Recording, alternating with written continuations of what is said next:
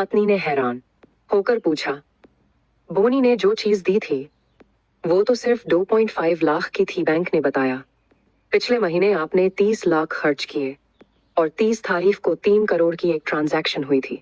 पत्नी सोच में पड़ गई।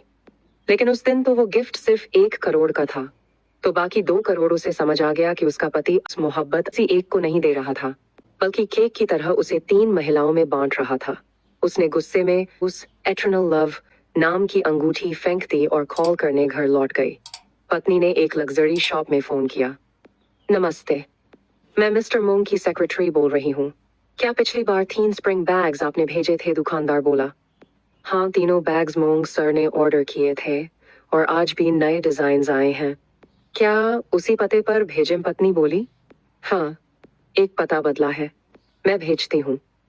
अब उसे समझ आ गया था कि उसका पति 2 महिलाओं को उसके आसपास ही रखे हुए था। एक तो उसकी पड़ोसन थी। पत्नी ने आगे अपनी और पति की सारी संपत्ति की जांच करवाई। पता चला कि उनकी सारी संयुक्त संपत्ति में अब सिर्फ 6.8 रुपए बचे हैं।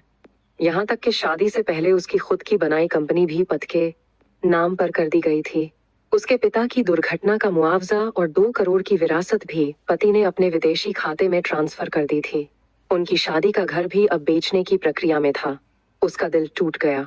वह आदमी जिसके साथ उसने गरीबी में शुरुआत की थी, अब उसकी सारी दौलत छीन लेना चाहता था, मगर उसने हार मानने से इनकार कर दिया।